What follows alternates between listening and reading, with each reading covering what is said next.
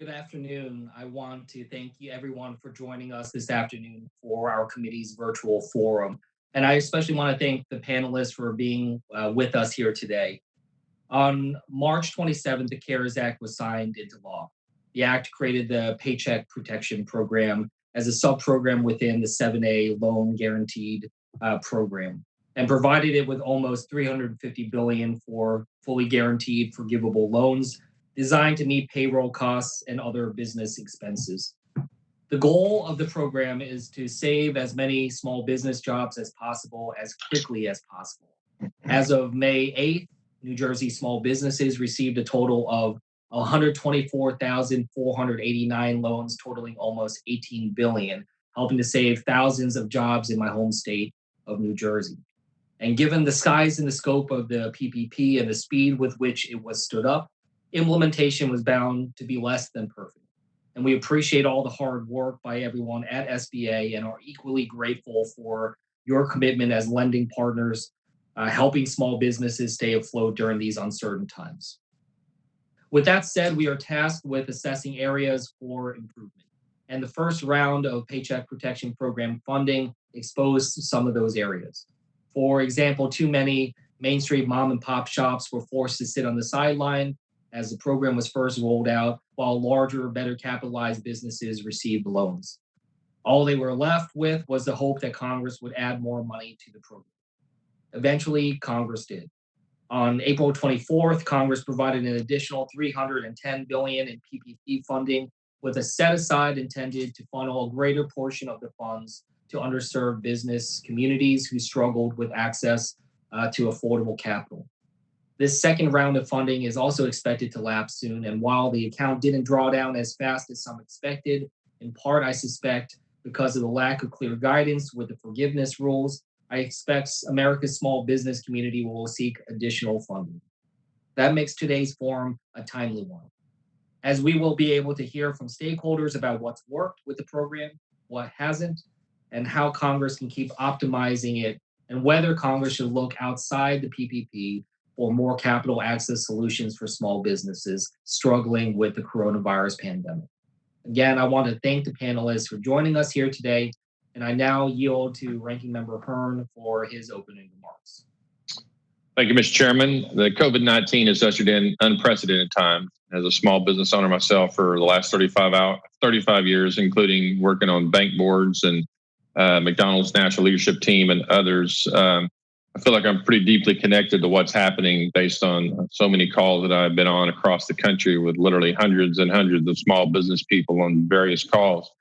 When small businesses and their employees are not at work, our economy suffers, and our country has gone from one of the best economies on record to double-digit unemployment numbers in a matter of just a few weeks. At the federal level, we're fighting back against this crisis, and a little over a month ago, the president signed the Corona Aid, Relief, Economic Security Act, also known as the CARES Act. And within that legislation, Congress created the Paycheck Protection Program. And this program created forgivable small business loans as long as they were used on payroll costs and other related items such as mortgage interest, rent, and utilities. With the crisis growing by the day and small businesses being forced to shut down due to no fault of their own, the SBA and the Department of Treasury was charged with setting up a program at light speed. The timeline to write regulations and guidance was shortened from months to days. In fact, the Small Business Administration did approximately 15 to 20 years worth of work in relatively 5-6 weeks. It was truly an unbelievable task, and we should give these agencies credit for moving with such speed and such accuracy for what they had to do in such a short period of time. The focus then shifted to private lenders that were charged with executing this massive program with speed, agility, and confidence. And again, lenders met the challenge.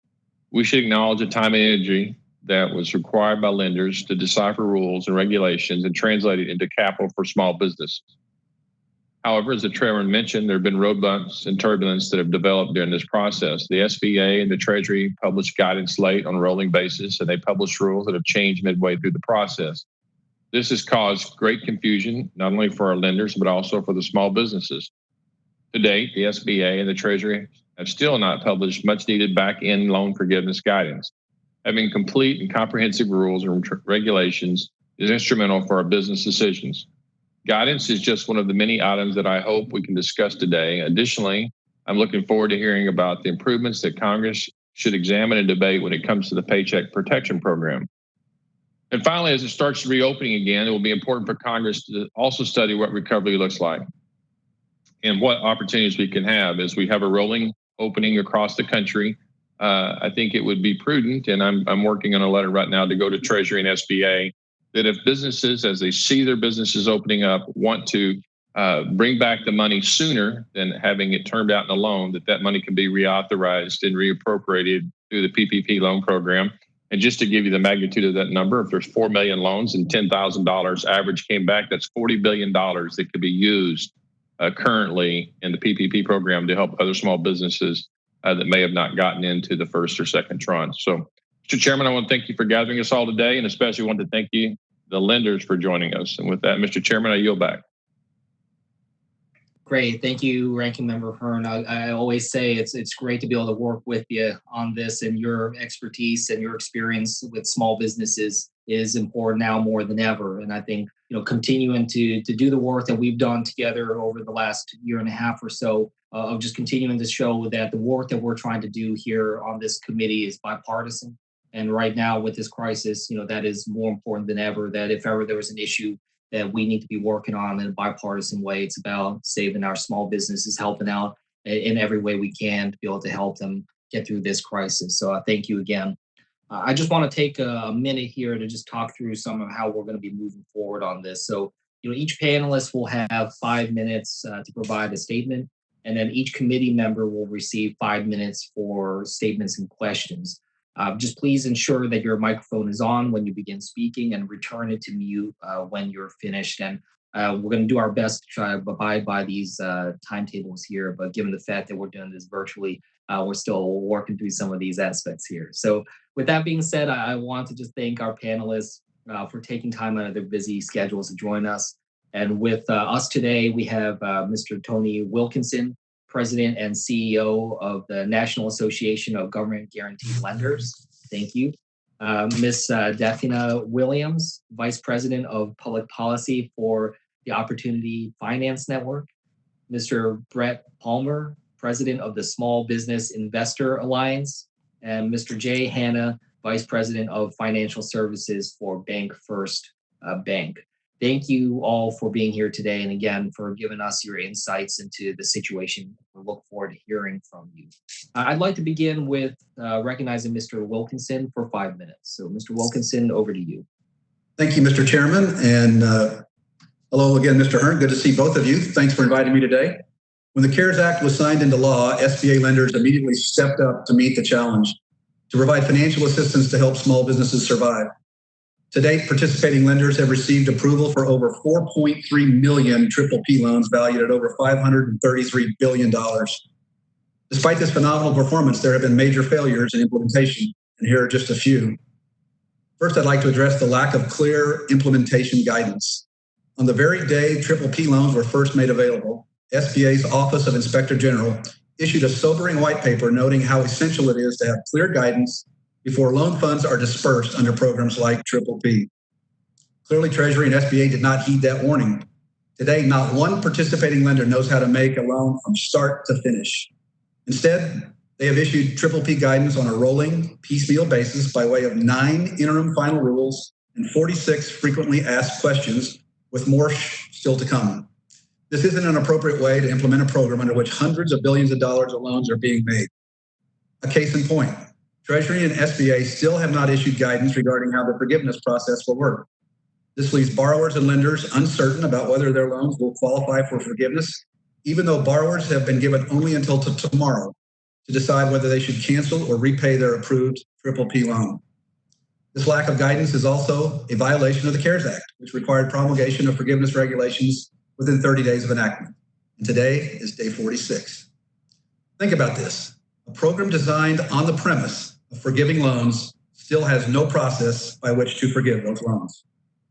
The second major issue is the criticism regarding the very small percentage of loans over $2 million. When the architects of the program set the maximum loan size equal to 2.5 times the applicant's monthly payroll costs and authorized a maximum loan size of $10 million, double the standard 7A maximum, it was clear that the intent of the program was to also assist businesses with larger payrolls supporting more employees.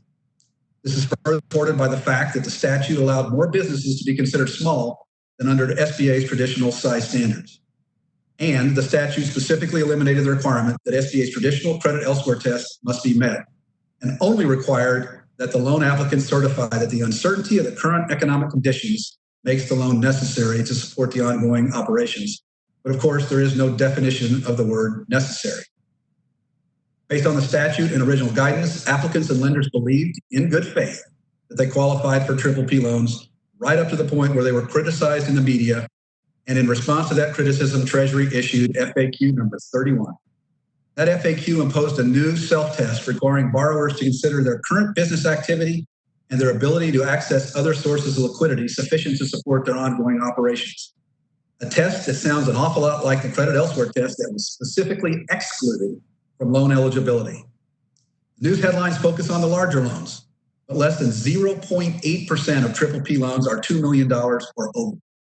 Evidently, the fact that the vast majority of loans are for $50,000 and under does not make for splashy headlines. If the Congress or the administration wants to fine-tune the public policy purpose of the program, then clearly define what is expected for any future extensions of PPP. But borrowers should not be shamed or threatened for doing what the law invited them to do, paying PPP loan funds to help them continue to meet their payrolls. Finally, CARES Act continues today without necessary fixes that the lending community has pleaded for. Not just much needed technical fixes to make PPP better, but also one fix in particular necessary to correct a serious error that combined the PPP and the regular 7A loan program's authorization cap. The most troubling unintended consequence is that if the joint authorization level is reached by both PPP and 7A prior to June 30th, the 7A loan program may shut down. Congress needs to reinstate the already agreed upon fiscal year 20 7A loan program authorization cap now. And if the administration thinks they can fix this by reserving a portion of the joint authority for only 7A use, they need to formally communicate that as soon as possible. In some ways, PPP, as implemented by Treasury, has set up lenders to fail. But instead of failing, lenders have risen to the challenge. Thanks to their efforts, millions of small businesses are receiving the help so critical to their survival. Have there been discouraging headlines? Yes. But they have been more than balanced out by the countless messages of hope and gratitude that borrowers have sent to their lenders. These messages describe how PPP loans saved their businesses. That is why PPP matters and why lenders continue to strongly support this program. Thank you, and I look forward to answering your questions. Thank you so much, Mr. Wilkinson, for your insights into this. I'd like to continue on. Ms. Williams, you're recognized for 5 minutes. Over to you. Thank you. Hello, good afternoon, Chairman Kim and Ranking Member Hearn. Thank you so much for the opportunity to be here today. My name is Defina Williams, and I'm Senior Vice President of Public Policy at Opportunity Finance Network. We're a network of nearly 300 CDFIs, community development financial institutions, mission lenders focusing on lending and investing in low-income and underserved communities. We reach communities that other lenders do not. Our borrowers are 85% low-income, 58% people of color, 48% women, and 26% rural. Starting in mid-March, OFN started to hear from the business lenders in our network that they were seeing a lot of stress on their borrowers, especially restaurants, hair salons, food trucks, gyms, and other businesses in recreation and tourism, seeing their revenues disappear almost overnight. These businesses are important contributors to local economies and job creation, but have common challenges: smaller revenue size, limited relationships with traditional finance, and relying on family and credit cards. Their profits were already tight before COVID-19. Major economic shocks like this can be devastating, and these are also industries with heavy concentrations of business owners of color. CDFIs responded right away, modifying loan terms, providing flexible repayment arrangements, and doing whatever it takes to support these business owners. And they were excited to become lenders under the Paycheck Protection Program and provide access to these new resources. Unfortunately, things got off to a rough start under the first round of PPP funding. The first efforts at relief really failed to address the needs of small, women, and minority-owned businesses, mostly because that lending activity initially was through banks, and many small businesses lack banking relationships. CDFIs were seeing demand for PPP loans, but the path to becoming a lender had high barriers to entry for non-depository loan funds not already participating in the standard 7A program or the Community Advantage pilot program. The PPP regulations were not designed to encourage CDFI participation. The $50 million annual loan volume threshold was too high for most small business loan funds to meet. Non-depository CDFIs were also initially locked out of the Federal Reserve's PPP facility to purchase loans, preventing access to critical liquidity.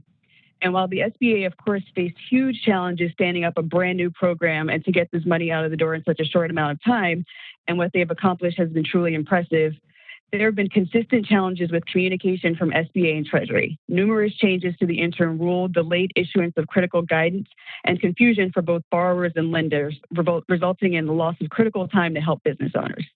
In spite of these challenges, CDFIs have been able to make a big impact on the program. 302 CDFIs have made more than 50,000 loans totaling $2.8 billion.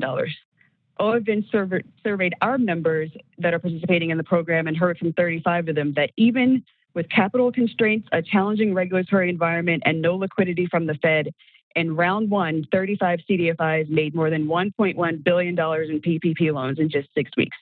Loans to nonprofits, food service businesses, barbershops, hair salons, ranging from $11,000 to $160,000. The average loan size was $53,000, and businesses had about 7 employees on average. But our impact could have been even greater if CDFIs had a clear on-ramp as lenders, especially given that we are already partners for the federal government to reach underserved communities in multiple other federal programs. We have been pleased to see improvement in the second round of PPP.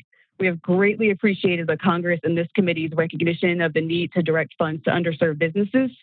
The $30 billion carve-out for community financial institutions in round two is also key. It was important for CDFIs in the program, but also an important signal to SBA and Treasury to take the needs of underserved businesses seriously. We found that our borrowers need technical assistance even just to get their applications ready. They don't have lawyers or accountants on hand to really help them. CDFIs also had trouble getting their loans into the E-Tran system when there was so much traffic taxing the system. The window that SBA opened for small lenders a few weeks back was welcome and helpful. It allowed CDFIs to really access the system when there were still many logjams. We've also been pleased to see Treasury and SBA update the interim rule to drop that loan volume threshold for non-depository lenders from $50 million to $10 million. And the Federal Reserve also opened access to PPP for non-depository CDFIs, which will help with liquidity. So as things do improve in the second round, OFN does have recommendations to ensure better implementation and increase access to small businesses that need assistance most. We were pleased to see some of these recommendations put forth as part of the House stimulus bill released yesterday. We're very pleased to see a set aside for CDFIs, MDIs, microlenders, and CDCs. Also, a proposal for a set aside for very small businesses and nonprofits, both groups that CDFIs serve that had a hard time getting in. We have heard growing concerns from business owners about a few things. Greater clarity on how to qualify for the loan forgiveness and to ensure that their paperwork is correct. Many business owners are concerned about piling on additional debt. The 8-week time period that might not be long enough for many businesses to actually rehire their staff and reopen. The need for some flexibility on the 75-25 split for payroll expenses. And we're also pleased to see the bill call for better and more complete data collected on borrower demographics to determine where the funds are going. Collecting that data will provide a clearer picture of PPP's reach. So as I close, I want to thank the committee again for your efforts to improve PPP, and the federal government really has a critical role here to make sure that small businesses survive.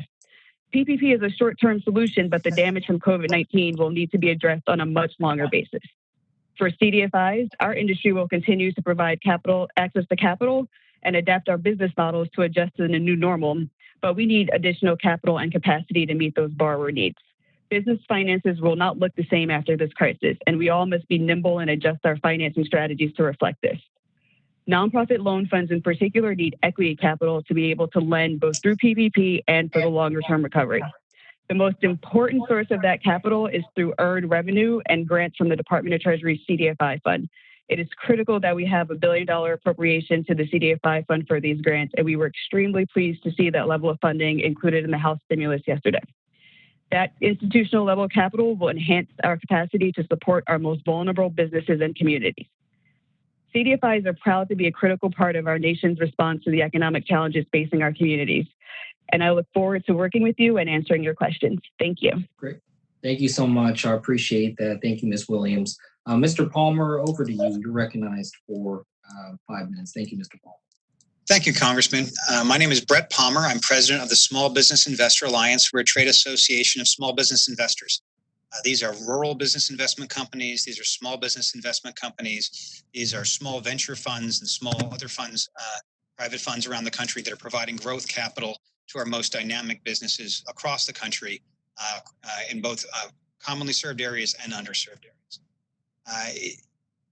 As we're speaking today, there are tens of millions of Americans who have lost their jobs or in fear of losing their jobs. There are millions of small businesses that are under severe stress and don't know if they're going to make it.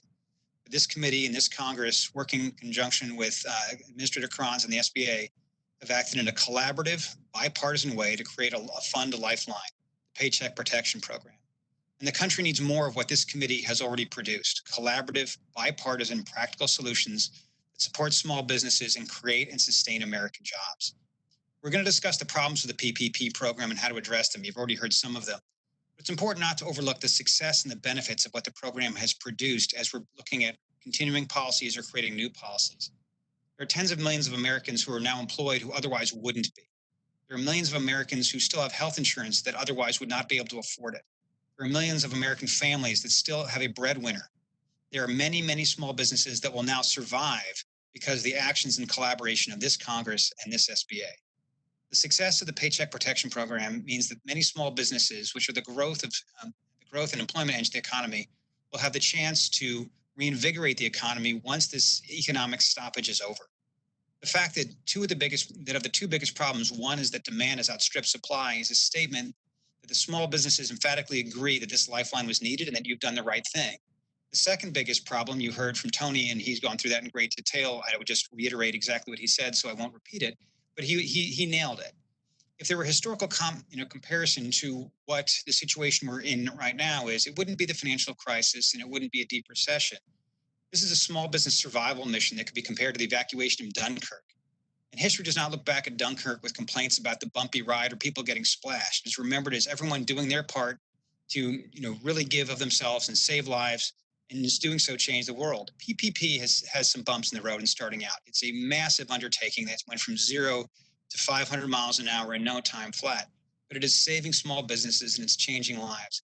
And Congress should be proud of the votes they've taken for the PPP. And the SBA thanks the committee and the SBA for working collaboratively and thoughtfully to create this as quickly as you have.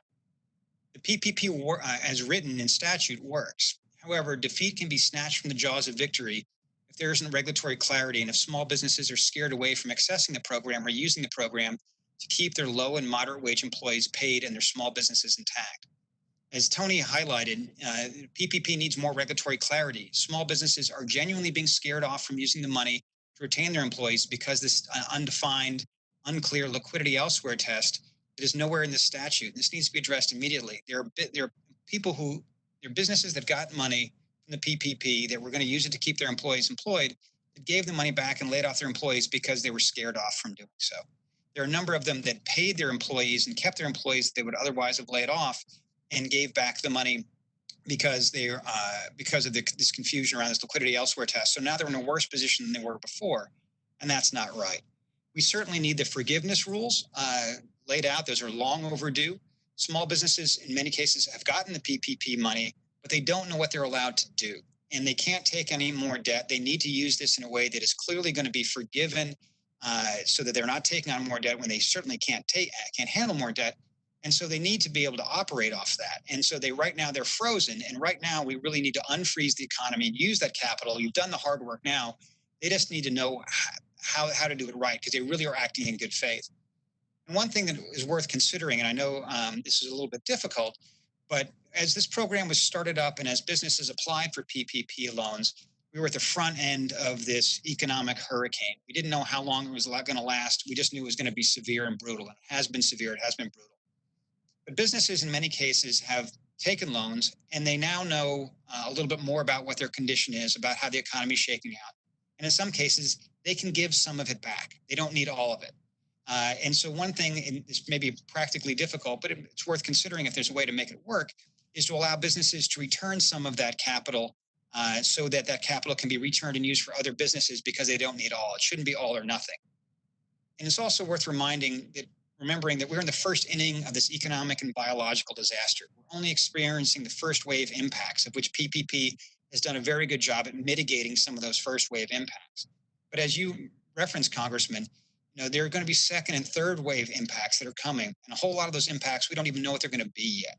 And so this committee, the country really needs this committee to continue to do what they've been doing, operating in a nonpartisan way, coming up with practical solutions and advocating on behalf of small businesses, making the PPP program work, but also start looking now while we have the time at what is it we can be doing now to get the government infrastructure in place so that we have the tools in place that businesses are going to need 3 months from now, 6 months from now, 9 months from now.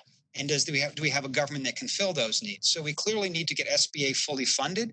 They need to be able to hire quality employees. They need to be able to reinvent their IT infrastructure, which has been really a restricting factor in making a lot of these programs work.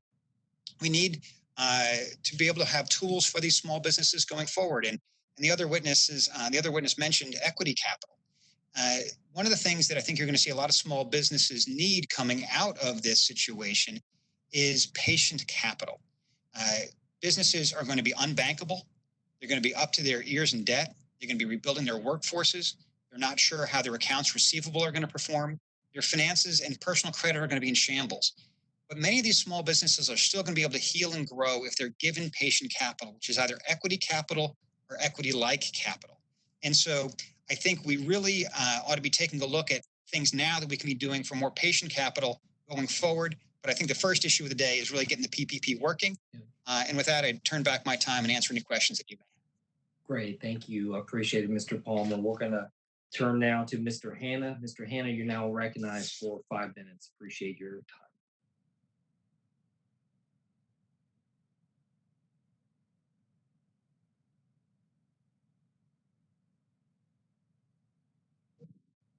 Mr. Hanna, if you don't mind just unmuting there so we can hear you. There we go. Am I coming through now, sir? Thank you very much. That's right. I am Jay Hanna, Executive Vice President of Financial Services for Bank First in Oklahoma. We'd like to thank the members for inviting our comments today at the House Small Business Committee. Bank First is a state-chartered FDIC supervised super community bank with $8.6 billion of assets located exclusively in Oklahoma. We serve 60 communities in Oklahoma with over 100 service locations in both rural and metropolitan markets. And our portfolio of consumer households numbers over 200,000. And more importantly, for today's discussion, almost 40,000 business entities. While 65% of Oklahoma's population resides in the state's two major metropolitan areas of Tulsa and Oklahoma City, Bank First has over 60% of its asset concentration in non-metropolitan markets. Oklahoma is in direct parallel to the national profile of 89% of all businesses having less than 20 employees. The small community concentration of our bank, coupled with Oklahoma's high proportion of small businesses, has provided us the opportunity to be a focused SBA lender. The bank holds preferred lender status and has maintained that designation, also being the highest SBA producer in the state of Oklahoma for 27 consecutive years. Bank First fully embraced the congressional charge of rapidly addressing the immediate cash flow needs of America's small businesses caused by the COVID-19 pandemic. During the Paycheck Protection Program's initial offering, Bank First processed 7,000 loans totaling $829 million with an average loan size of $150,000. Notably, that represents one of every 5 PPP loans made in the state of Oklahoma. In the program's second allocation round, to date, we have produced over 2,700 loans totaling approximately $85 million. Of particular note is the average loan size, just under $32,000 for round 2. The program's mandate for rapid deployment required expediency. And to achieve this rapid deployment, the program was understandably governed by an initial interim financial rule, an IFR, issued on the day of the program's April 3rd launch that was very general. reliance upon the IFR's broadly stipulated assurance of 100% guarantee, and the safe harbor of relying on the customer certification of both eligibility and required financial information provided participating banks the adequate assurance to move forward quickly to serve small businesses. The introduction of additional refinements to the program, allowances and parameters through 9 IFRs, and by my count, and as of today, 12 Q&As, were mostly after-the-fact clarifications. While they brought clarity, they also introduced potential confusion for the bank's original interpretation of eligibility, forgiveness, and forbearance. In some cases, these incongruencies produced delays in application acceptance and ultimately in funding. When IFR certainty was unclear as to the administrator's intent, reliance upon the SBA's standard operating procedures often proved difficult. As we look forward, our concerns focus on the potential for negative impact, particularly on community banks who have shouldered the burden of implementation. If the cumulative impact of these after-the-fact IFRs and Q&A diminish the safe harbor implied by the initial IFR issued on April 3rd. Secondly, we are beginning to hear from some of our customers that there is a very real negative impact on their ability to qualify for loan forgiveness if the program's 8-week program proves inadequate to allow their business to reopen and restore cash flow. This is amplified by state and city regulations in combination with the reticence of consumers to re-engage. We now believe the resulting residual loan balances after forgiveness will far exceed the original expectation of PPP authors. It is reasonable to expect that business failure rates will exceed historic levels, leaving banks wholly dependent upon the SBA's guarantee. In such an environment, if standard SBA recourse actions are required as a condition precedent against businesses who cannot repay residual loans as contemplated, a flood of new and complex post-program issues and litigation will surface. On a national scale, such a process would seem overwhelming to the SBA as well as their constituent community banks. We respectfully encourage the administrator to bolster confidence in the program's granted guarantees as intended by Congress, design greater flexibility in the allowable use of proceeds, and consider an extension of the 8-week run period, and provide the ability to extend the subsequent repayment period to those remaining loan balances outside of forgiveness. I yield my time. Great. Thank you so much, Mr. Hanna. We're going to start into the question and answer period, and I'll start off here with just a few questions and then turn it over to my colleagues. I wanted to start with Mr. Wilkinson. You, as well as pretty much everybody else, was just talking about the difficulties when it comes to loan forgiveness and the lack of clarity on that front in terms of the guidance needed to apply for that and understanding what is acceptable, what is not. I wanted to just go into a little bit more detail. You started to articulate the problems that this is posing for businesses in terms of their abilities to make judgments about how they proceed. And I wanted to hear just a little bit more of just concrete, what is the problem that is being faced by small businesses with the lack of this clarity, as well as what recommendations do you have to Congress to address those concerns? So I'd love to hear just a little bit more from you, Mr. Wilkinson. Thank you, Mr. Chairman. We're hearing from our member institutions that their customers are fearful of what might happen to them now that they've taken out a PPP loan.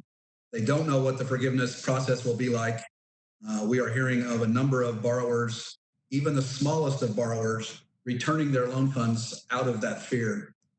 We would have hoped by now to have sufficient guidance.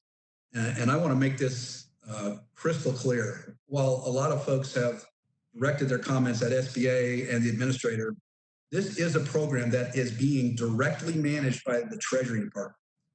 SBA is implementing it using their off-the-shelf 7A product, but every shot is being called by the Department of Treasury. So I hope that the Department of Treasury will get the final guidance out soon. It is needed badly. It's past the required statute date. And I had hoped that last night we would have seen some of the guidance that we have been looking for. But as of right now, I just refreshed. It's still not there. Hopefully we will see that soon. Appreciate your thoughts on that, and know that certainly many of us here on this committee are very aware of this. I'm hearing this from businesses in my community. I just had a conversation with a number of them yesterday, and this was the first thing out of the mouth of every single one of those small business owners. So certainly something at the top of our minds here. I wanted to turn to Ms. Williams just to get your perspective. You were giving some really insightful look into the issues of how we get resources to those that need it most, those that are often underserved. And you were talking about the community, the set asides for community lending and elements of that. So I wanted to just kind of dig into this a little deeper. If you could help us evaluate the extent to which the community lender set aside in the Paycheck Protection Program and the Healthcare Enhancement Act, how that was impactful and effective in getting loans funds to businesses that need it. And just would love to hear just a little bit more of your perspective on that. The set aside, what it really allowed for CDFI serving these small borrowers was time. Because of the amount of demand that was in place from borrowers to get access to PPP and the rate at which funds were being deployed, it was really difficult for a lot of small lenders and our smaller borrowers to spend the time that was needed to both provide the technical assistance to help them develop the applications on the front end, and then also be able to actually get those applications into the system and get the approvals in a timely manner. So we had CDFIs telling us that their staff was working, until 3 or 4 o'clock in the morning, trying to actually, get loan applications in the system and get them approved. The set aside, I think, was incredibly helpful because we were able to know that we at least had some resources available that could be drawn down for CDFIs and MDIs. Part of the challenge for the initial $30 billion, however, is that the set aside also included basically almost all community banks and community credit unions because of that asset cap of $10 billion. And so we were still competing with a large number of other financial institutions to be able to get our loans approved in the system. I wanted to ask you to build on that. There's some proposals in Congress right now that are saying maybe to establish some set-asides based on the size of the borrower and not necessarily the designation of the lender. I just wanted your kind of quick reaction to that, whether that might be helpful as well. I do think that would actually be helpful because we know at CDFIs that we're primarily going to be serving those businesses that have 10 or fewer employees, and so I think it's just another way to get at the same issue, which is how do we get money into the hands of very small businesses. So even if the set aside is targeted towards the size of the business and leave some funds available for all lenders to serve those businesses, or if it's targeted towards CDFIs and minority depository institutions where their clientele happens to be a large percentage of those really small businesses, I think you'll be able to accomplish that. So we were supportive of a set aside, of course, that helps CDFIs, but also if it advantages those really small businesses, that's helpful too. Well, I appreciate that. Well, look, I'm going to close out here. My time's up, but I appreciate your comments there. I want to turn it over to Ranking Member Hearn now. You're now recognized for 5 minutes.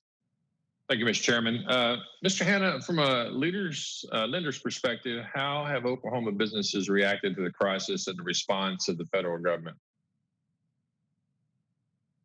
The response has been good. When you look at the totality of applications that came from our rural markets and metropolitan markets toward Bank First, in toto, applications were just for Bank First were in excess of 8,000. We processed just over $915 million in loans. Our biggest dilemmas, of course, were mostly mechanically driven. The E-Trans system of the SBA is licensure driven. And I would point out to those listening that we're a community bank in Oklahoma. We have a centralized SBA department with 11 FTEs. On an average year, we'll generate somewhere in the neighborhood of 115 SBA loans for about $45 million. So we have pushed through over $900 million of loan applications through a system with effectively 5 licensure. We were able to secure additionals, but it was very painful, and through the process, we did not utilize it was a manually driven application process for us. There was no automation through API, an application programming interface. There were no flat file utilization. So we worked 24-hour shifts, 7 days a week, to be able to address the desires of small businesses in Oklahoma, which came to our bank in what seemed to be an unending pace between April 3rd and literally all the way through until the exhaustion of the first round. I appreciate that. And thanks for being with us today as well. You all do a great job for Oklahomans, so thank you. Mr. Palmer, you touched on this, and I talked about it in my opening statement, and I really appreciate the time that you and I and others spent on the call earlier this week. But what improvements or suggestions do you have for Congress as we examine it and debate the future of PPP, and then as we retrospectively look at the success of it? What would you say that we should do differently? And I think you touched on some of them in your statements, but I'd like to get some clarity on that, please. Sure. Thank you, Congressman. And I'd like to say also, I think that part of this story is the success and the importance of community banks. They've done an extraordinary job, and they deserve a lot of credit. The big banks did some good jobs too, but the community banks really did an outsized job, and it's really important to have regional small community capital providers. So thank you to them, and I think it's important on a policy basis that we're continuing to support community banks. I think there are a couple things. One, the clarity that we clearly need to know what these businesses, once they have the money, that they're allowed to use it. And I talked to a small business just yesterday that wants to pay employees and bring them back, but they just aren't sure how that's going to work. We have to get that clarified and sped up. And again, I think the clarity of what's needed as far as this liquidity elsewhere, and it's terrified people. I mean, we, in advance of this hearing, we reached out to a bunch of small businesses that got PPP money that saved jobs in many of your districts, significant jobs. And many of those businesses are even afraid to tell us the story because they're afraid of getting beat up, and if they're going to have to give back the money and lay people off because they're concerned about this liquidity elsewhere test.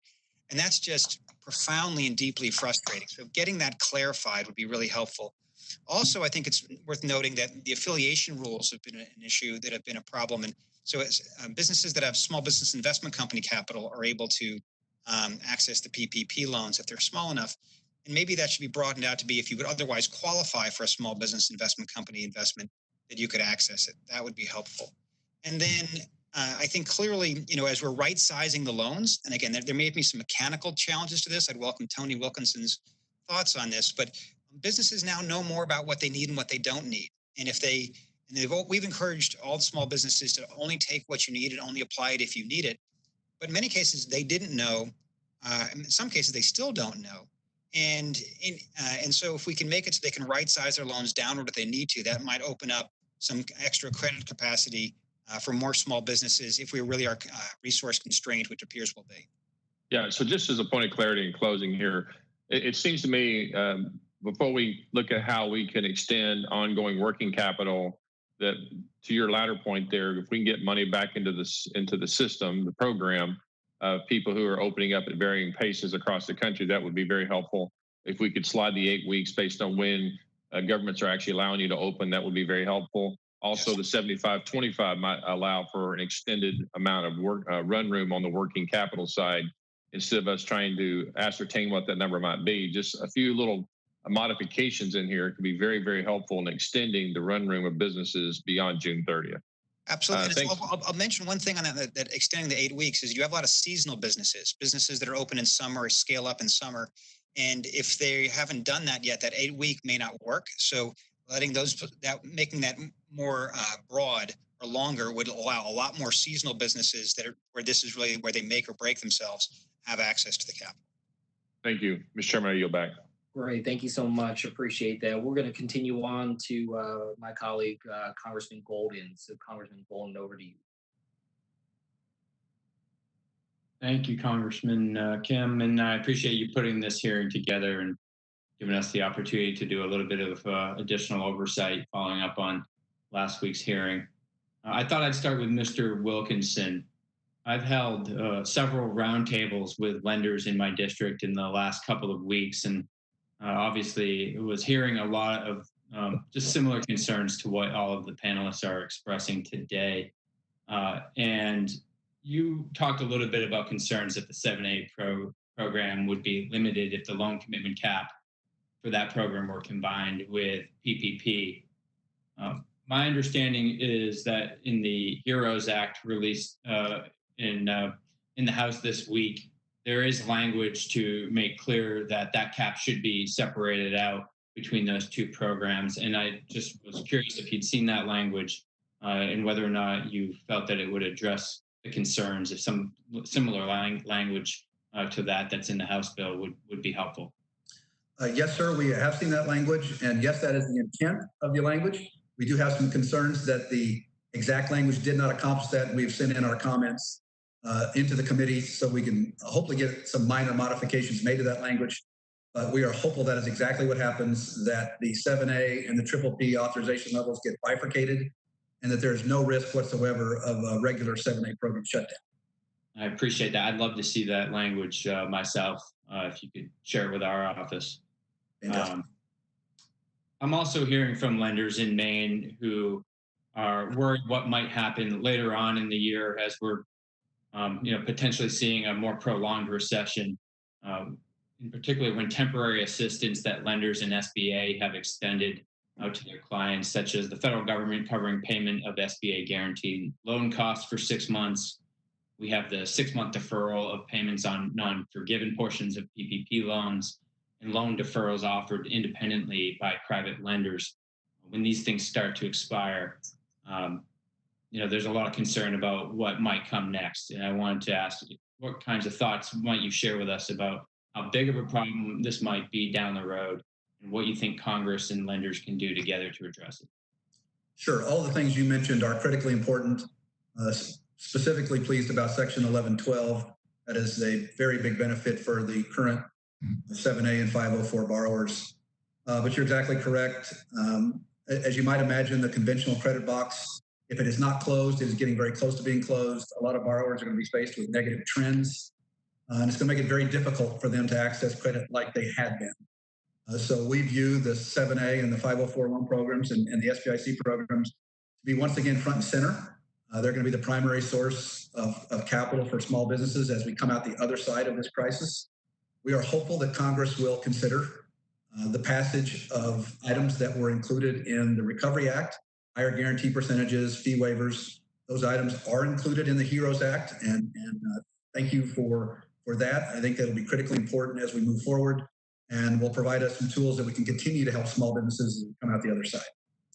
Thank you very much. And I've got about a minute left here. So just for anyone on the panel, as we're waiting to hear, and it should be coming any day now is what we've been told. And I hope that they do get it out there quickly for the Treasury and SBA, some more clarity on the forgiveness side of things.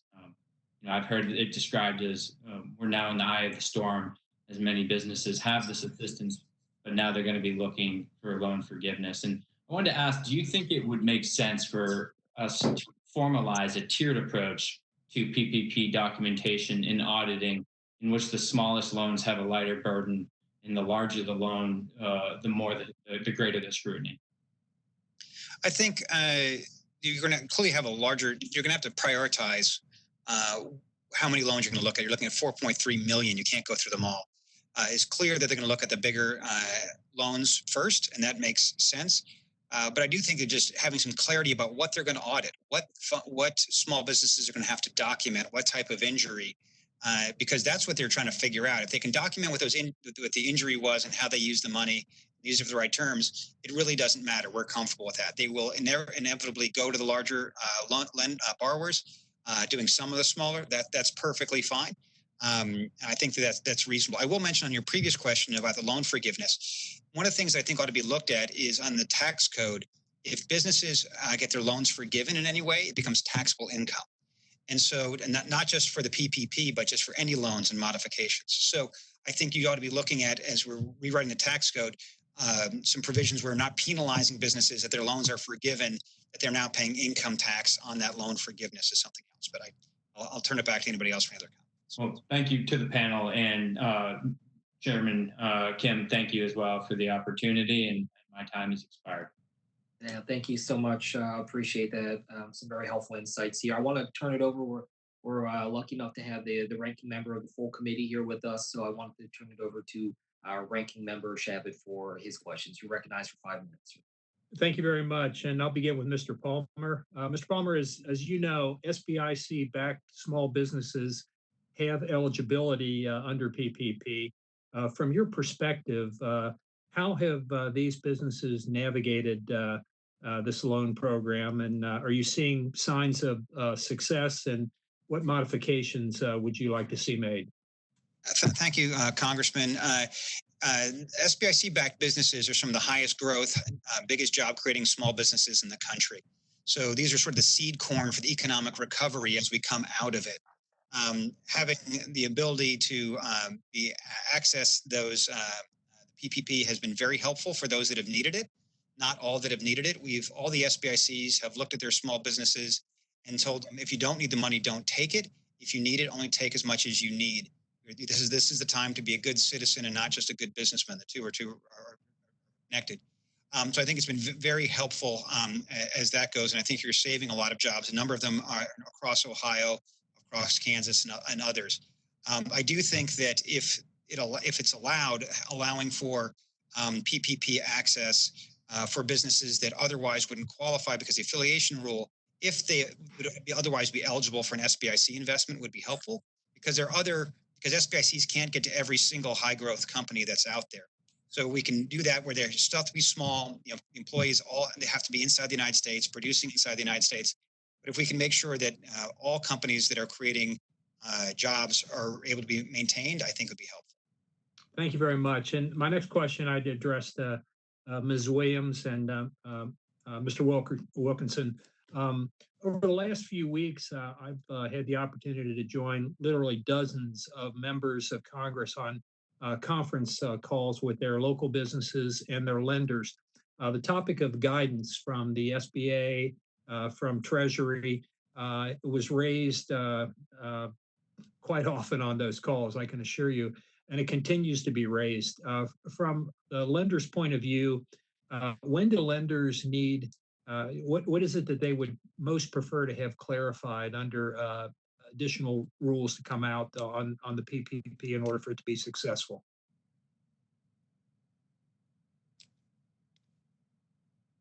I was going to let Mrs. Williams go first, but I'll take a crack at that. First of all, we would have loved to see guidance on day one. We typically would operate an SBA program using a program guide.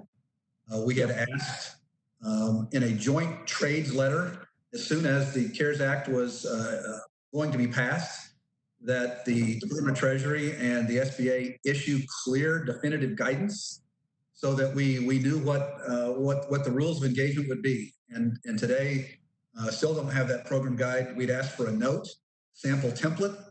Treasury chose not to provide that. We asked for a blanket loan authorization, which sets forth the terms and conditions. Treasury opted not to provide that.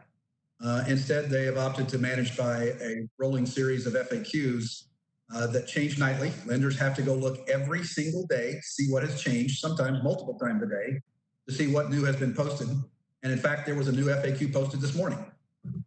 And that's just a real difficult way to manage a loan program. So you really never know what the rules of engagement are. You're always wondering what's coming next.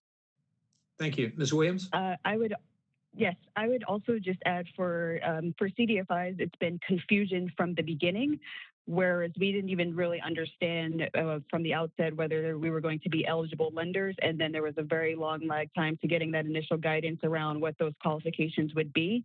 And so now that we do have more clarity around, the loan volume threshold, the concerns have shifted a little bit into now for our borrowers, what is the guidance that I think we've spoken a lot about for forgiveness and how to make sure that, the borrowers are able to actually access that. So our concerns have continued to shift, but I would just echo Mr. Wilkinson's comments that, it's been a moving target and the guidance changes at 8 or 9 p.m. at night. And we're left scrambling, trying to understand, what it means for our lenders, where we really could have benefited from some certainty at the outset. Thank you very much. Mr. Chairman, I cannot see how much time I have left. Do I have any time left? About 30 seconds left if you like. All right, I'll be real quick then. Mr. Hanna, get everybody in. Your bank and other lenders are prepared to assist small businesses through the loan forgiveness process, especially in light kind of the lack of timely guidance that we've had? Yes, sir. We view that as obviously our responsibility under this particular program. And echoing the comments of the other panelists, it is imperative that we have clarity in describing to our customers what the rules of forgiveness will in fact entail. For us mechanically, it's about what the requirements will be for submission to the SBA. As I mentioned earlier, utilization of the E-Trans system, very limited licensure exposure. If there is a tsunami of documentation that will be required for uploading or to be held by the SBA, that will be a major time constraint for community banks. As I mentioned earlier, we were forced to operate in 24-hour shifts just to be able to submit for approval into the E-Trans system. So if forgiveness takes on a burdensome profile with regard to documentation, this will be an extended burden on community banks to be able to comply. We need that clarity. We need simplicity to be able to serve our customers well. Thank you, Thank you. Mr. Chairman, I yield back. Thank you so much for your questions there. I'm going to turn it over to my colleague, Congresswoman Davids. Over to you for 5 minutes. Thank you, Chairman Kim, and thank you to everybody for taking the time to participate here.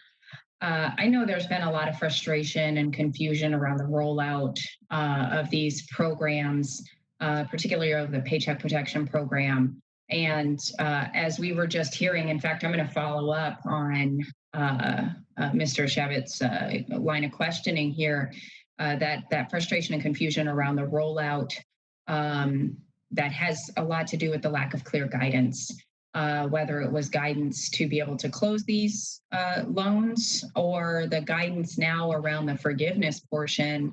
And Mr. Hanna, I appreciate all your comments. I think I'd like to hear also from, Ms. Williams, if you have any additional comments about the guidance and the need for clarity around the forgiveness portion.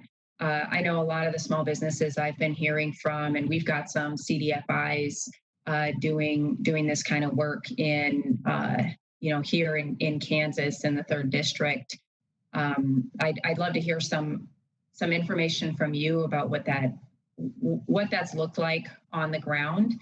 And then as a follow-up, so that I don't take another 2 minutes to ask the next question is, could you all maybe provide some commentary on what it's been like to try to give feedback or reach out to Treasury or the SBA? Because I think that that's particularly one of the reasons that I felt it was so important to actually run for office, is because I think that we need people who are able to listen and take that constructive or critique into account when creating these programs.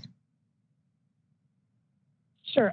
So I will begin. So for CDFIs and our customers, and I think a lot of the other panelists have alluded to this, the borrowers are scared. They are afraid that they are going to be on the hook to repay this money when they thought it was going to be forgivable.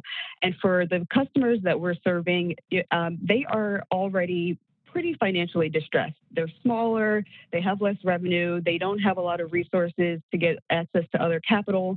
And, adding on an additional layer of debt, even though the terms are actually quite favorable when you think about 1% over 2 years, they are afraid that they're going to come out of this with an additional debt on their back that they cannot afford to pay, and they will never be able to recoup the revenues they've lost to be able to, manage that debt service. So that's their primary concern. And we don't have good answers to give them right now because it's unclear. We don't know what to tell them because we're still waiting and waiting and waiting. I will say, OFN has spent a lot of time engaging with Treasury. We're sending letters, the SBA and the Treasury all the time. And sometimes it's as though we're sort of hitting a brick wall, but there have been occasions where we have directly engaged with the Deputy Assistant Treasury Secretary and have gotten on calls to try to explain our positions. The problem is just that it takes a little bit too long for them to make a decision to change things that we're asking for. We don't have a lot of time to help these business owners right now, so waiting 2 or 3 weeks to update guidance is pretty unacceptable. I'd add to that. We need to emphasize the fear of the small businesses, not just for can it be forgiven, but also they're being threatened with going to jail, that these are crimes if there's credit elsewhere. And the idea that you would borrow money and bury yourself in debt to pay people when you're not having revenue is just not something any small business is going to do. This program is specifically designed to subsidize non-economic behavior of keeping people employed that are low and moderate wage employees. And so it's been very difficult to try to get folks that are scared to hold on to that money and use it because they just need some simple clarity. I get how obscene it is that the LA Lakers took money. That's just indefensible. But in the process, there's a bit of an overreaction, and I get it's great politics for some folks to beat it up. But the SBA has done a great job. They've been very accessible, but they've tried to have a unified voice, and I appreciate that. But they need to have a unified voice that small businesses are okay to use the money for the stated statutory purposes that it was put forward and to be forgiven.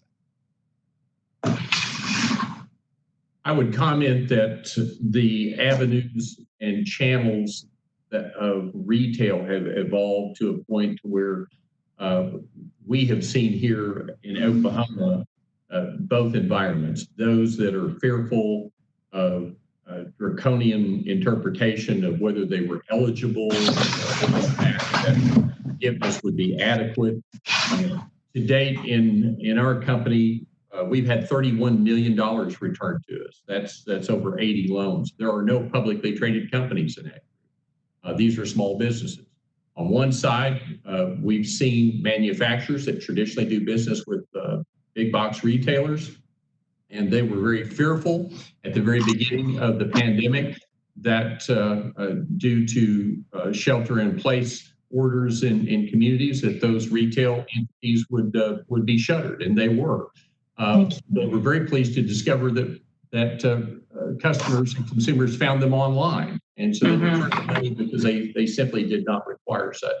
I would also address your question about communication with the administration. Dottie Overall is the district director here in the state of Oklahoma, and she's been highly communicative with us at all times. We were able to reach her. The unfortunate status was that she had about as much information as we did. While very receptive to listening to our concerns, the lack of answers, the lack of clarity, the lack of satisfaction that we were in fact aggressively moving these monies out and doing so in appropriate fashion is simply not there for us. Thank you. Thank you for that, and thank you for the work you all are doing, and I yield back. Great, thank you so much. We're going to continue on here, so I'm going to turn it over to Congresswoman Radewagen. Over to you for 5 minutes.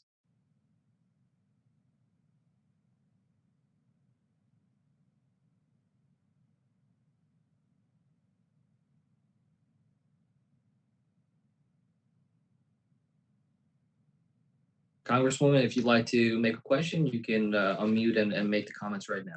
Can you hear me now? I can. Thank you so much. Over to you, 5 minutes. Talofa. Thank you for participating in today's forum. And I want to thank Chairman Kim and Ranking Member Hearn for organizing today's event. Your comments have been very insightful as we look to PPP and its implementation. The Small Business Administration's Paycheck Protection Program continues to provide vital help to the country's small businesses. Unfortunately, the first round largely went to the swift, well-banked, and larger small businesses, as you know. But with input from myself, the other territories, and other underserved communities, we succeeded in making modifications to the PPP. This ensured smaller institutions and micro businesses were given much needed access to their small community banks. My home of American Samoa has only 3 banks, none of which operate in the continental United States. We have only one bank that was an approved lender during the first round of PPP, but recently a second has been approved. We only had a couple of approved loans in round one for only $500,000, but nearly 100 for over $5 million, and rising in round two from last Friday's report from SBA. And we're a remote island community, but the modifications in round two have certainly been helpful to our small businesses. Some of our businesses are still figuring out the PPP, but many have received great help through our local SBA Small Business Development Center, affiliated with our local community college. And the SBA has been very responsive to our small community needs. The $60 billion that Congress set aside to small banks and underserved banking communities like ours in American Samoa has been a success, but the demand is still there, which leads me to my question for all of the panel. How do you see the differences between the implementation of the first and second rounds of PPP as it relates to the smaller underserved communities elsewhere in the country? And do you see the level of loan demand being met for smaller, more rural banked communities around the country? And kind of as a follow-up, what kind of future need or changes do you think can improve the PPP, especially for those underserved small businesses communities? Mr. Wilkinson, you want to start? Sure, I'd be happy to. I think the first thing we need to look at is just exactly how the loan dollars were spread around. In the first round, 74% of the units were for loans under 150,000. And in that initial report, that is the only breakdown. I can't see below the 150. But in round two, loans under 150,000 are up to 91%. And in fact, over 73% of the loans are for less than $50,000. So I think there's been a strong uptick in the number of the smaller transactions in round two, but I don't think they were excluded in round one. I think that the numbers show that a significant number of borrowers did in fact participate in the first wave. I think the set aside helped. I think the special afternoon for the smallest of lenders helped make sure that they had easier access into E-Tran. I think those all made sense. But I do think that the smaller dollar borrowers are participating. And in fact, if you look at the 50,000 and under level in round two, the average monthly payroll is less than $7,000. So we are reaching down to the 1, 2, 3 employee levels. I do think some of the ways that could help is if we consider some flexibility on the 75-25 rule, where Treasury has decided that not more than 25% of the forgiven amount may be for non-payroll costs. The CARES Act that was passed by Congress did not have that as a mandate. And I do think that would be one way that we could look to make this program a little more flexible. Right now, a one-size-fits-all really doesn't work because there are many businesses that won't make it to the other side of the crisis if they have to use 75% of the proceeds solely to pay payroll. There are many small businesses who have other monthly expenses that are greater than 25% of their average monthly overhead. So I think that is a key consideration that we look at.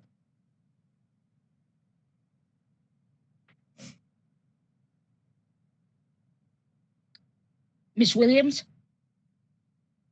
Yes, I agree with Hello, what Mr. can you hear Wilkinson. me? Hi, yes.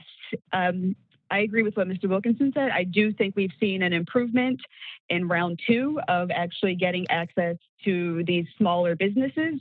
I think the set aside really helped because it actually allowed for some additional time for smaller lenders who maybe didn't have as much familiarity with the E-Tran system, help actually get those loans through their queue and processed. The small window for small lenders was very, very helpful as well. And I think I agree that, a little more flexibility on that 75-25 split is going to be helpful going forward as we get a clearer picture of what the actual impact is going to be on these small businesses. They're going to need more flexibility than what's currently written into the interim rule. Mr. Hanna, followed by Mr. Palmer. We're gonna have to unfortunately pause it there just because we ran out of time here. I want to make sure we keep on track, but appreciate your questions on that front.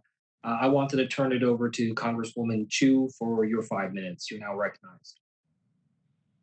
Thank you, Mr. Chair. I'm so glad that the Paycheck Protection program has been improved with a set aside of $60 billion for smaller lenders. And I believe the HEROES Act will improve the process even more with the extension of the time of loan from 8 weeks to 24 weeks and extending the deadline of the loan from June 30th to December 31st and eliminating the 75-25 rule.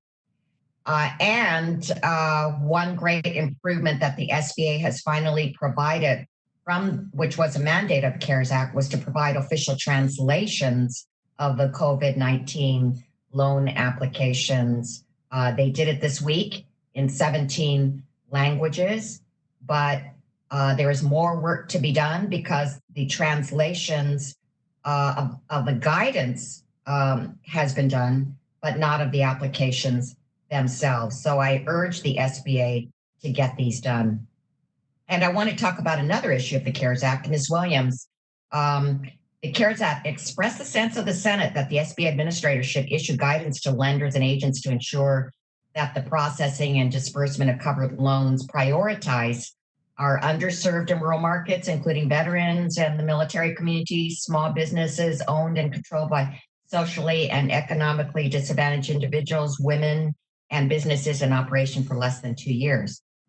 But despite this direction, just last week, the SBA Inspector General found that no such guidance was issued to lenders, and SBA's failure to include demographic information on PPP applications means that the agency may not be able to track dispersed funds. So, Ms. Williams, can you tell us what the consequences of this lack of guidance, and about any steps that your organization has taken to address this?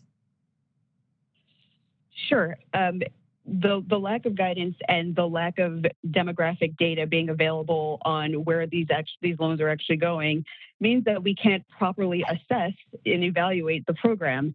And so we're left to sort of patch together from our own knowledge. Okay, well, if we know that businesses owned by people of color tend to be smaller than a certain size or have a certain revenue size, and we can sort of extrapolate from there. Well, maybe they're reaching these communities because we've made loans of less than $50,000 or the average business employee size is 8. But that's not the same as having data that actually definitively tells you who the loans are reaching and where they're going. And so we really, need to be able to see that guidance.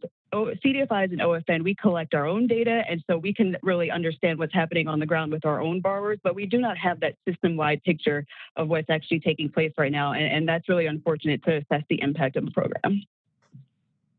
And thankfully, the HEROES Act mandates the collection of this data once again on a timely basis. Mr. Wilkinson, my office has received countless inquiries from small business owners in my district who are desperate to seek an update on their PPP applications. These business owners need information and status updates so they can make plans to save their businesses and keep their employees on the payroll. Under the CARES Act, SBA was directed to disperse PPP funds within 10 days of loan approval. But I've heard too many reports of delays, and I find this deeply concerning. Can you explain how long a typical client of yours should expect to wait for both loan approval from your institutions and then disbursement of their funds from SBA? And what capacity do you have to provide status updates to applicants when there are delays in either their loan processing or in disbursements from SBA? Sure, there's a couple answers to that question. First of all, the sheer magnitude of loan applications was not anything we have seen before. Second, the 10-day requirement was not put into place until well after the program had started. And as you might imagine, many banks had customers lined up in a long line trying to get their application in, making sure that they were included in the first wave. So there was a speed to market, if you will. There was the need for speed. It was prioritized above all else by Treasury and SBA and then the lenders, trying to make sure that as many borrowers as qualified we could get included. It was subsequent to the start of round one that the 10-day rule was put into place and is now 10 days for the banker, the lender, to provide the documents to the borrower and another 10 days for them to return the documents. So we have 20 days from loan approval to actually get the loan funded. And so I do think that a lot of lenders have now shifted. As you might imagine, it was all hands on deck trying to get 4.3 million loans approved. Now lenders have shifted that workforce over to closing and funding as quickly as possible. And most of my lenders tell me that they are able to comply with the 10-day rule. Thank you. I yield back. Right. Thank you so much. We're going to continue on. Congressman Stauber, we're going to turn it over to you for 5 minutes. Over to you. Thank you, Mr. Chair. Thank you, Ranking Member Hearn, for giving us this opportunity. I really appreciate this discussion. And I think it was Mr. Palmer who made the comment about the ability that our small banks put forward in making sure these loans were given out and worked with our small business community. I want to echo that. Our small business community and the lenders across our community lenders did a fantastic job. Just for reference, the state of Minnesota put out the highest, the third highest PPP loans per capita, and that meant that our rural lending institutions and community banks did a wonderful job with, I may say, a little or not much guidance from the Small Business Administration because of the timeliness of it. I just have a couple of questions. We talk about the PPP loan origination fees. I think we discussed it a little bit. I will say that some members in my community are concerned about the timing of that. And I know I think you talked about it earlier, but just so the origination fees, the banks are starting to require some of that investment, that capital back to them. And then we need to, and I think you would all agree with this, and I want you to comment on this, the flexibility that is required of these PPP loans. I think the Small Business Administration, we have to be very fluid on this. Mr. Palmer talked about seasonal work and seasonal employees. In northern Minnesota, this is vacation time, and there's resort owners, houseboat owners, campground owners, fishing and hunting, sports, for example. There's seasonal requirements, and I just want to know, how hard are we going to push the SBA on allowing that flexibility? And Mr. Palmer, I'll start with you. Thank you, Congressman. First of all, I think the SBA has done a really good job, and Administrator Carranza has really done an excellent job in a very difficult situation.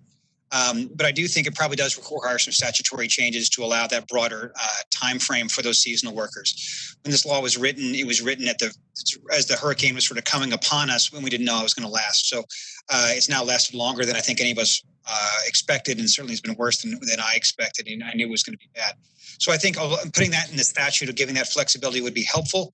And given the fact that every small business is a little bit different, it's hard to put them into a single basket.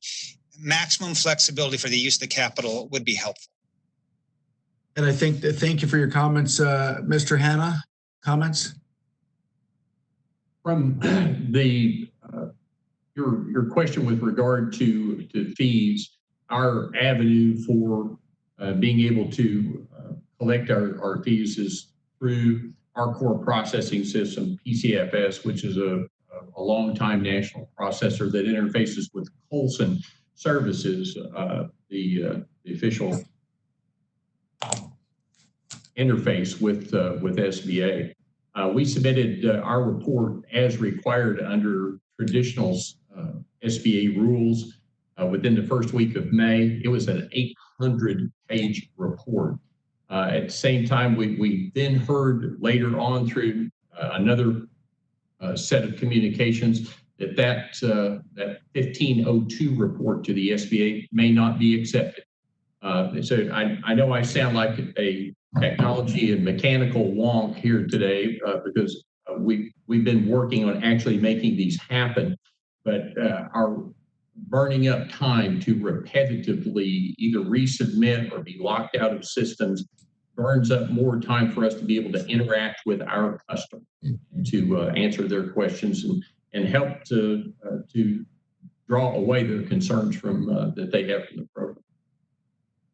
I appreciate those comments, and I'll just my final thoughts are we need to continuously allow the flexibility for these small business men and women. They are the engine of our economy, and also I think it's an opportunity to look at some of those redundant rules and regulations in the lending institutions themselves and what the SBA has traditionally required. We're seeing some of those the redundant rules and regulations go away so we can get these loans out quicker.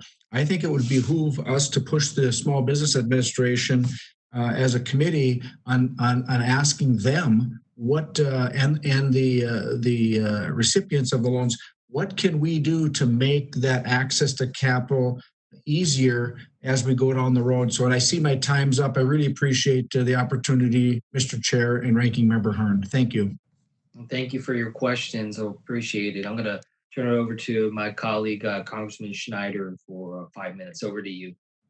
Thanks, Chairman Kim. I want to thank you for having this hearing and our witnesses for joining us today. I appreciate you sharing your perspectives on the PPP program.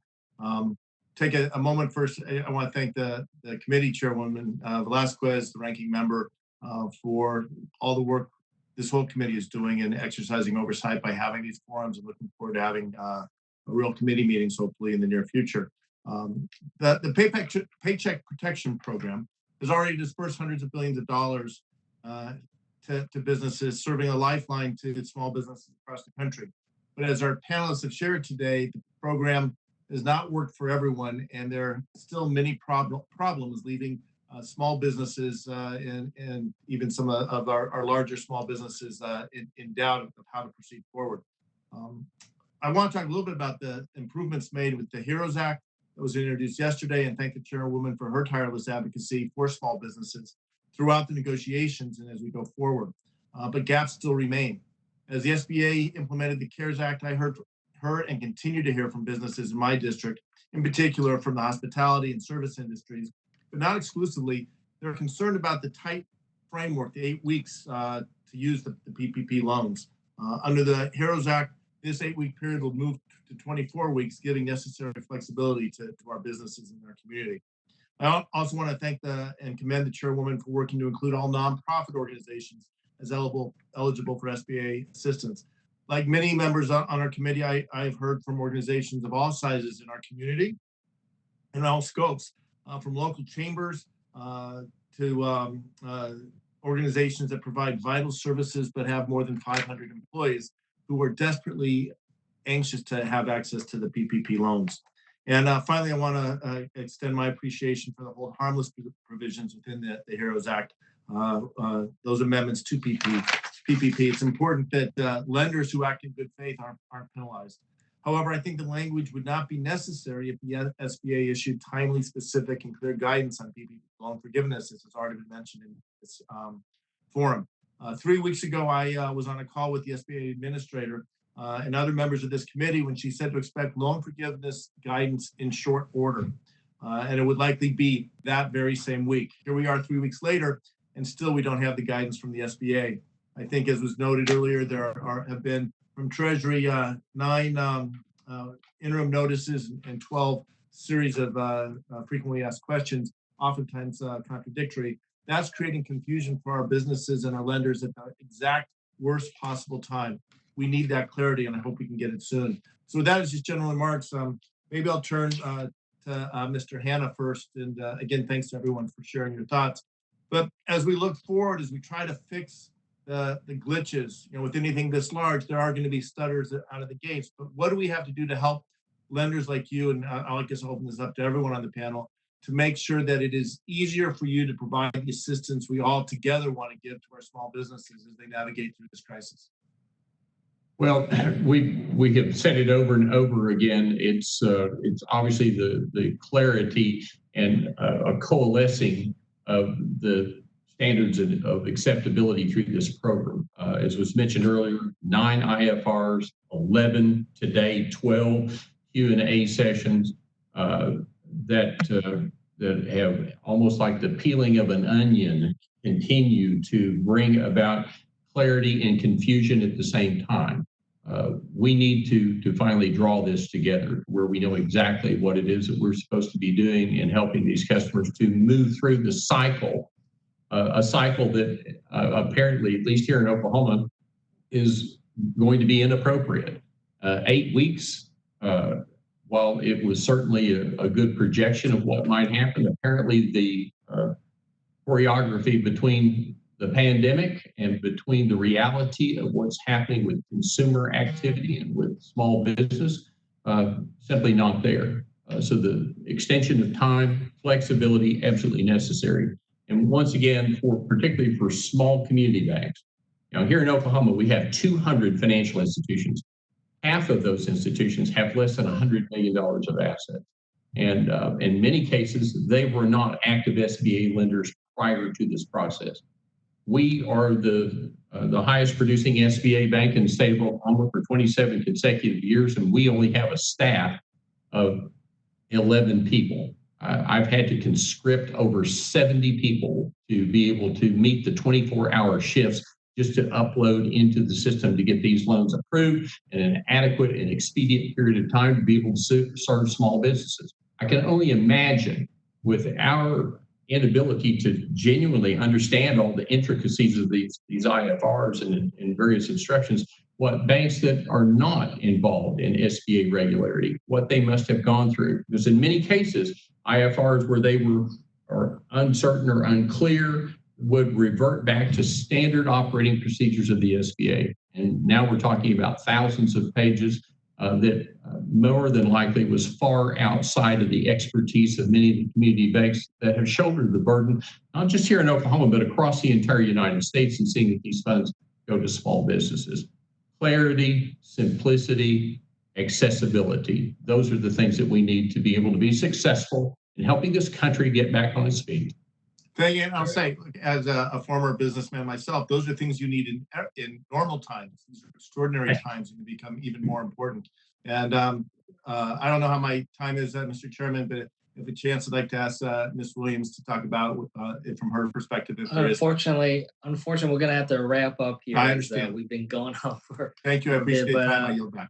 I appreciate it. We can always keep this conversation going. And look, the work that we've been doing on this committee is just 100% laser focused on delivering for the small businesses and getting through this crisis. Ranking Member Hearn, I wanted to turn it over to you if you had any final remarks you wanted to say before we close out here. Thank you, Mr. Chairman. Thank you, everyone, for being on the virtual meeting today. And I really appreciate all the expert testimony from everyone here, sharing your perspective. And as the chairman has said, and I've said a number of times, this is a great committee to be on, because, and also during this time when we need to be very bipartisan in our approach. This should be about leadership and about getting our small businessmen and women, helping them stay in business, to keep people in jobs so that we can return to an strong economic health whenever this is over. Again, as we've all talked about, the PPP program, yes, it has faults. It's easy for us all to Monday morning quarterback a lot of the things, and we're not here to be very critical. We're here seeking solutions and possible answers on how we can continue to make this great. And we really appreciate all of you all coming on today and giving us your expert testimony and allowing us to ask you questions, and you giving us such great answers. So thank you so much. Thank you. Appreciate it. I just want to echo just the thanks to the panelists as well as my colleagues for jumping on and having this discussion. When I've talked to a lot of small business owners here in my district in Burlington County and Ocean County, whether they are ones that survived the 2008 financial crisis or that they survived Superstorm Sandy and the devastation that they put forward, they often talked about this line saying that small businesses are always the first to get hit and the last to recover from these types of crises. And I've been thinking a lot about those words with regards to what we're facing now. In some ways, it's an even worse situation here where, they're the first to get hit, but it's yet to be seen whether or not they can recover from this. And it's very much at stake here. It's a way of life in our country in terms of small businesses and our commitment to Main Street. And that's what's on the line. I mean, there's no way to be overly dramatic about it. These are unprecedented times for small businesses from corner to corner of our country. So in this way, I appreciate all of us sharing that commitment, sharing that mission, working across the aisle and trying to get things done. So with that, I will conclude this discussion, and again, appreciate everyone and the staff of this committee and everyone else who helped put this together. Thank you, and please stay safe and healthy. Thanks, everyone. Thank you.